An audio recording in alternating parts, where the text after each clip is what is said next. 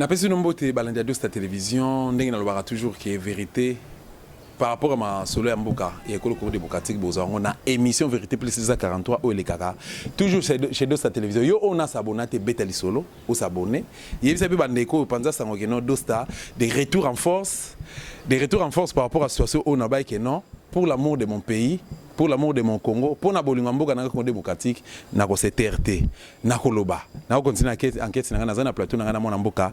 Ndeko Médard les résistants ensemble ne toujours échanger par rapport à la situation oyo.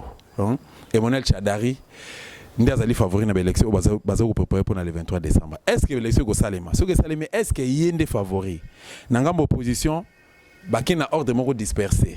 Mes familles a aussi mukendi maya misu. 82 fausses communes na ngambo ya Kasai na Kinshasa na parlo pa na ba Congo na Équateur et puis na Bandundu. Dorcas Makaya toujours un hôpital en Afrique du Sud abandonné par le gouvernement congolais. Ange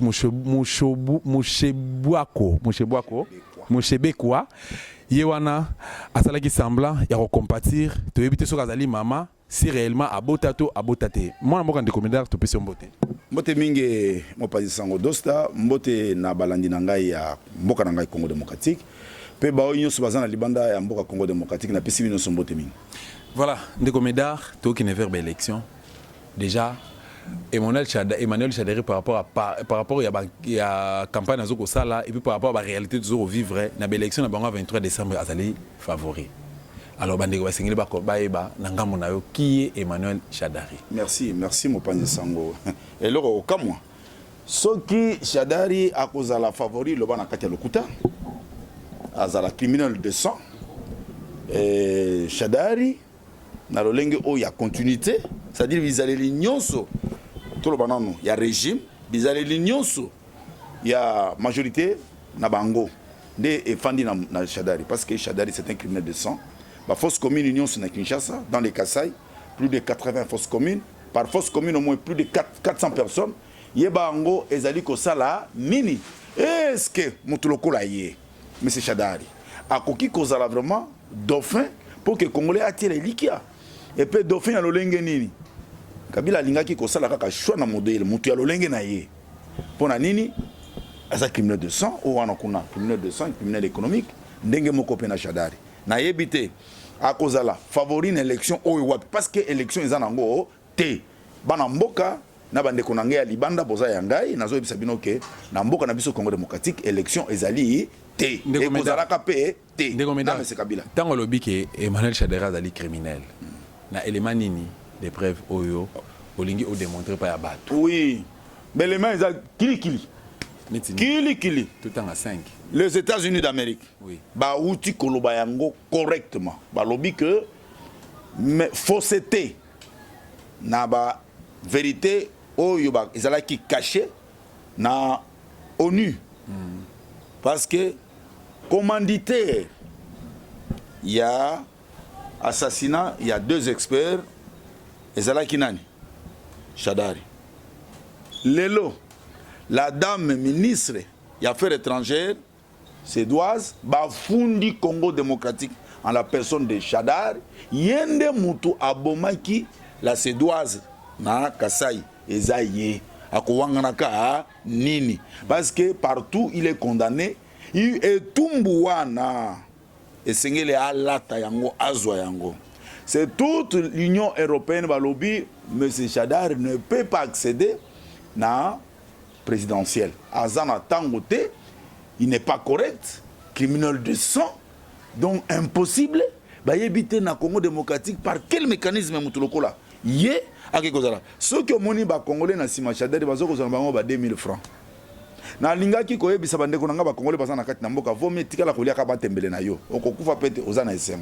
Mais botango bozo pesa batu wana babeki ya lokola mbeba basala na mboka oyo yo pe ozali ko soutenir yango. Mais Chadari ndeko Médard Chadari azali fo na bino ya IDPS. Chadari bozaki na rata IDPS. Monte exemple ambasoni bino ne bozo ko finga manakati. IDPS wapi? Ngai nazana IDPS yo kinga na kozana comportement lokola Chadari.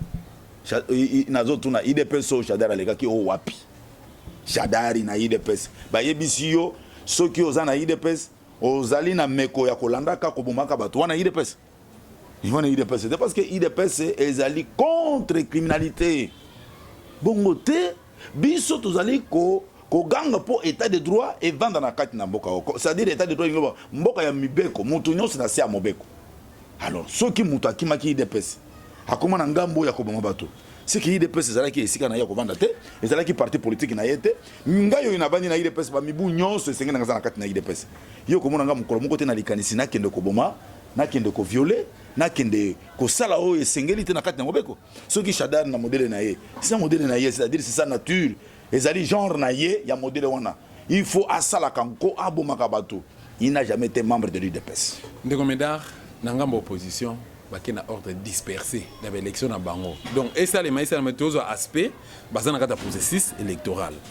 Chilombo na kombo ya IDPS yewana na Vital Kamerhe François Mwamba Henri Tuambo na Pascaline Koudoura kutu ba traité bino ba komonga na tangi na ba traité bino que bozali ba jaloux bozala chantage na kombo ya IDP na kombo ya Félix pour na jalousie na longo na kombo ya Chilombo na tiana na pembeni yao na sima Chilombo na kombo ya oyo ayebi na kombo na mutu pati kombo na par exemple bango Etienne Tshisekedi vivant na mboka oyo nani ako telema pembeni na biso aloba na ebité isa na lokola nani azalaki vivant azalaki na François Mwamba tambolaki na partout oh na quel François Mwamba mais écoutez mon pandison yokangai François Mwamba soki oyoki Ibiza tolo bakamalam Ibiza ezali les comploteurs de la mort de Etienne Tshisekedi les comploteurs que pour que IDPS Sanini et disparaître ce sont ça donc Batouana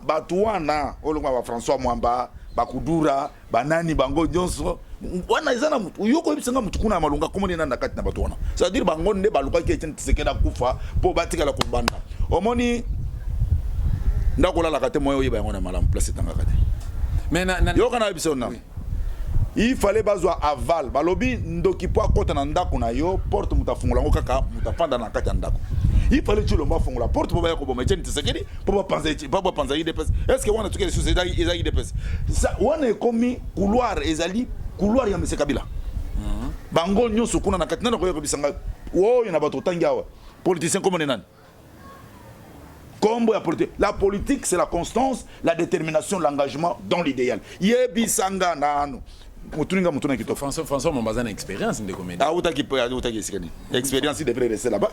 Est-ce que François Mwamba a écouté la majorité kuna? François Mwamba a l'opposant par rapport à qui? François Mwamba a l'opposant par rapport à Wapi. Lokolo Awa, Lokolo Kuna. Batamla ka modèle wana. Pelobio lo que moi je suis politicien. La modèle ni. Non, bazala sérieux.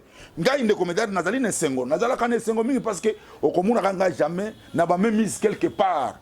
Na kende ko tuna kana kende ko senga ka bukolo moko te nazala kana likanisi po que en tout cas je vais porter en vous une âme quelconque parce que ngana zabo moi je reste ce que je suis politicien, je suis trop fier de ce que je suis parce que je suis constant, déterminé, l'engagé na idéal oyo ba 13 père fondateur ya IDPS batikaki biso tozolanda lokolo wana parce que okomona ngate na ngambo kuna ngana za lolenge na bango te ndeko Médard na za lolenge na bango te chance nozo kopesa alliance ya donc couple Kamerhe na couple ça a déjà tourné pour la campagne électorale. Na yebisi yo mopanzi sango. Koto Kamerhe na Amida, koto Chilombo na seki kutu mokeli mbisanga, Chilombo na Niakero. Ba Niakero eza très bien na RDC. Esika mokote. Na pembeni te na musika te. Eloko mokote. Bon voilà, chance no na kopesa chance na ba wapi.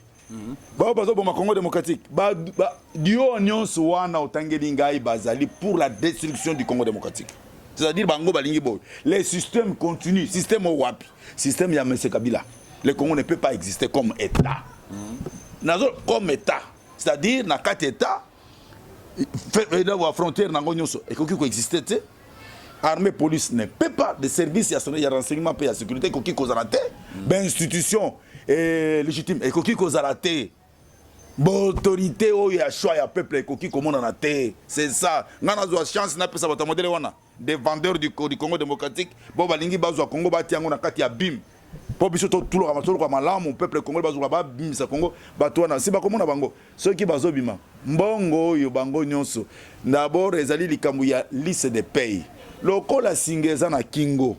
Tout ce que Kabila saura dire, même dans la fausseté, même dans Boutou, même dans la fenêtre, ils sont censés avoir une obéissance et na kosanini na ko respecter yango. Moi baboya ezate. Ceux qui oboyi, tu as des problèmes avec M. Kabila. Yango ne sala ke bango basa nini. Ils doivent s'impliquer à ça. Alors, tout le monde a des députés, tout le monde a des ministres, et tout au long, il y a régime, il y a Kabila. Oh, n'a contact 17 ans, va porter rien dans la RDC.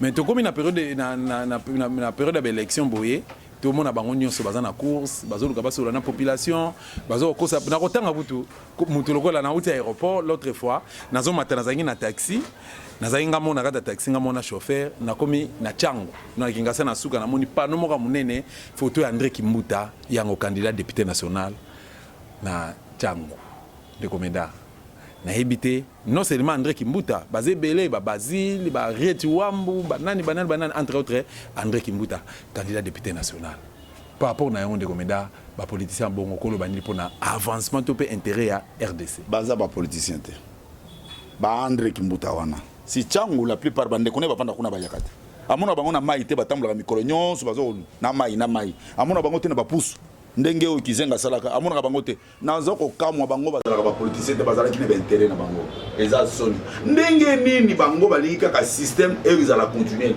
donc balingi système ya Kabila RDC c'est-à-dire tuer la donc la République démocratique du Congo ne peut plus exister.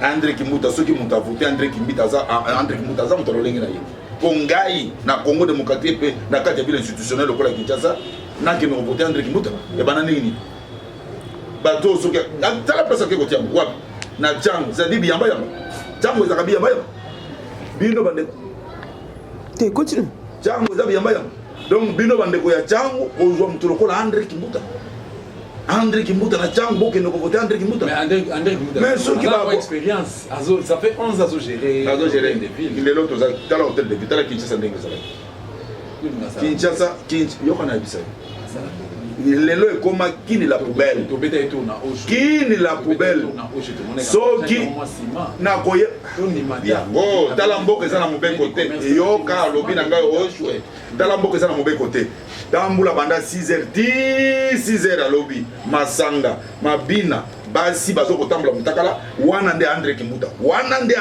gouverneur de la ville parce que ezali système na bango balingi kaka système wana sanini etikala mboka ya bosolo mboka ya kimia mboka ya mopeko mboka elingi ke ekende liboso est-ce que babiloko otangi na osho tikanga na lobela yo parce que tikanga na lobela yo iso boy baba wana pesa impôt ba futa kana impôt ba ko futa parco 32 mois un paiement l'hôtel de ville yebisa nga André Kimbuta 32 mois d'un paiement, ça c'est l'hôtel de ville. Il représente quoi? Hôtel de ville, 32 mois d'un paiement. C'est quoi? Ok, donc moi, vous allez me voter. Pour la moutou, bateau aux fans de la bango, aux là parce qu'il y a le but pour impôt, on va foutre. On dit que va foutre mboka ceux qui nous ont foutu impôt, c'est-à-dire peuple wana va foutre qui top. Peuple wana na suka sanza moko baza ko futa ye mbongo azali ko futa ma pe na tourner ya zo salim azo bon Congo démocratique na lobby plus de 70 millions de Congolais 1 million simplement de Congolais bazali ko sala musala et na suka sanza na salaire nini na suka sana na salaire nini ba lo ba ndeko Komeda na nsi izo se petit tu ba na ko ma ko to kana do sa télévision mais ndeko Komeda et là comme nous toujours na élection au bango bazo ko préparer ko moni ba candidat donc ba ndeko na biso ba comédie ba comédie plutôt ba c'est ça parfois population le gola ba et nommé le gola ba ndeko Caleb Nathalie Baptiste musicien le gola Werason Adolphe Dominguez Yandi Mosi pe bongo na bongo bazai ba candidat à députation na kati ko Congo démocratique pour le tour au parlement to pe lobby to s'entendre na nini na kati ko Congo démocratique bon soki mboka ba mema ona comédie ba onyo so ya c'est son comédien mboka soki bazolo mema ona comédie ba onyo so bazolo mema baza ba comédien nazolo oui kama le bazolo mema mboka na comédie donc mema mboka na comédie c'est que ça te dit directement pas mais nazo tuna yo députation nationale députation provinciale bazo lukani ensemblée. Dans des assemblées, Batoyo Baza élu Yabanani. C'est-à-dire qu'on représente population, peuple. Peuple on doit attendre d'eux. C'est-à-dire une assemblée, c'est-à-dire les organes délibérants et de contrôle. Organes délibérants et de contrôle Yamboka. Nous c'est ça la Makawa. L'assemblée n'a déjà présenté. Ils ont représenté un comédien. Dans le scénario. Batolokola Bayani Mos. Ceux qui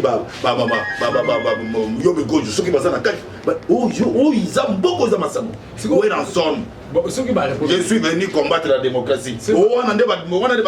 Mais ceux qui ont si le ça c'est quelle aventure.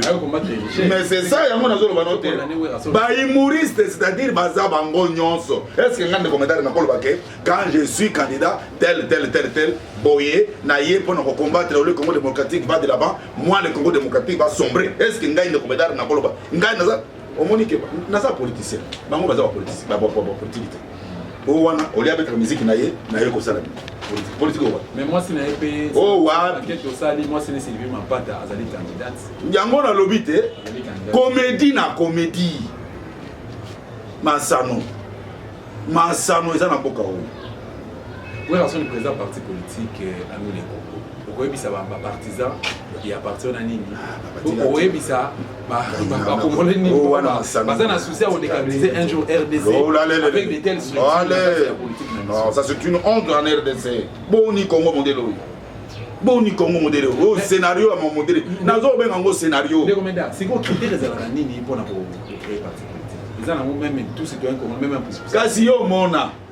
Comment si réellement des élections étaient crédibles, si réellement le processus électoral était digne d'avoir ce qui est processus électoral. Yo sommes mon parti politique et sans mon côté sans amis balé, parce qu'il y a une élection en Bouan. Yo c'est la cabaye. Nabi que ça scénario, batu bazo kambama na humour, bazo kambama na comédie. Ndegomeda, na ngambo ya este na Fizi na Rutshuru na Butembo na Maniema na Kivu na Goma. Tout le monde commence que candidat mosusu ya ba rere ba comment ba rere so tel ba bilongi na monter physionomie na bonzo tel mo bikina oza ne ko bolete mais ngado c'est ça linga tension matinga yi bana ko mo limbisa ngai te ba téléspectateur na statique bo limbisa ngai na tali ba candidat o ba affiche na mo bezo circuler na Facebook na internet non to ba na réseaux sociaux au tel physionomie mo ne makeno oyo re au tel combo Moïse Nyarugabo Bizima Karaza a ambition comme gouverneur na site qui je crois si je me trompe pas. Et au delà baronne sona talibo baza ba Rwandais. N'habite pour na Congo lobby to espérer na ba dirigeant ndenge. On a lobby boye. Ah za recréer na zo regretter trop. Ndenge ba rere wana nyonso. Dès que le Congo va se retrouver état avec les Congolais eux-mêmes, ba dirigeant Mboka Oyo, il n'y aura pas un pardon pour le Rwanda. Il n'y en aura jamais. Il n'y aura pas un pardon pour le Rwanda parce que comment voulez-vous scénario Kabila ici et le Rwanda bazana bango kakabe ticket à Pamba. Et ça là qui va grande puissance toute la communauté internationale était dans des mêmes mises dans des poches de M. Kabila parce que babanda qui kosala ni bango musala na bango kakapona copier Congo démocratique na ba minéraux nyonso. Le Rwanda n'est que un pont comment kokende na Congo démocratique ndenge nini ko yiba ba minéraux Congo démocratique kokende na ngoda libande pa na bango. Mais nazo yebisa bango le Congo ezali kokende justement tozo kende na restauration na lolenge ya Nzambe tozo kende na mboka na biso po ezonga état. Mais Rwanda boye baka yango oye kokomela bino bokoluka yo girafe yebaka yango oye kokomela yo parce que bino bozo katri Congo démocratique ezam mboka ba ndobe bozo benga biso imbécile ces imbéciles là il fallait ba mona yango et puis bino ba dirigeant na bango vous restez dans une forte stratégie pour Congo démocratique et Tikalabomo. Mais sachez-le bien, Congo bino ba Rwandais. Même vous êtes fabriqué dans modèle union, na basio bobo tsawa na Congo démocratique. Na est la République est la République c'est votre pays. Et ça mboka na bino Rwanda. Et loko pamba dans 2 minutes le Rwanda sera tout. Néomeda, Nabi Gosiliki, parce que nous qu'on appelle la réalisation qui est non, le ministre mieux se d'aller consommer tout le monde a su toute la télévision. Maintenant, énervement manqué, ce au canisi. Ça, le rose mon amour, va violer maman, va violer moana, va côté les familles, va petit papa Massassi, va ici moana, il y a papa wana, violer maman na yo, violer balé qui na yo. au monde ba okata ba to ba machette au monde ba tuta ba to na maboka monde ndenge ba lance roquette zo bete zo ko panza ba mboka ba tie ba mboka ba moto tout ça bazui mboka na biso na otage pe pas ko payer mboka na biso ndeko meda face à face yo na Paul Kagame na couloir moto ate mundu ki ezate mbele ezate garde du corps azalite nazana tibisa moto girafe nazokeni wa to yo na face à face oh là est-ce qu'il peut se mettre en face de quelqu'un ponga naza mutu mais ya za mutu te ngai naza moi je suis une créature et donc créature de l'Éternel ngai naza mutu ya za mutu te parce que bon moto mona nakati bon moto ezali komona mais ya za mutu te ngai naza mutu na biki na créature de l'Éternel bon moto katne ezali te sous question par rapport à l'État États-Unis d'Amérique ailleurs alors bon ça va d'accord trop c'est trop le commandant président de la République pendant 3 mois organisé l'élection so Rwanda pour na yo ceux qui na lobby ba lobby ceux qui bakendaki ko signer ba contrat ndenge Laurent Désiré Kabila ba kosa ki yo AFDEL c'est pour la libération parce que là on n'apporte pas une paix ni un développement wana basakana na bango mais ngai na zongi Congo un Rwanda qui vit au détriment ya Congo démocratique biso tozu kaka kuna na komona ngo étrangeté parce que mboka na biso Congo démocratique esengeli bato nyonso wana otangeli bango moko akozala te Congo démocratique tozo kende na nouvel ordre politique et pe soulèvement populaire ezali congolais nyonso tozongisa mboka na biso tozonga na mboka na biso soulèvement populaire esengeli salama c'est-à-dire conscience ya patriotisme pe combativité ezala na parti politique te ezala na maman te ezala na regroupement politique te ezali conscience ya patriotisme et la musayo que il faut na boto la mboka nanga na sous occupation wana yango te yango nde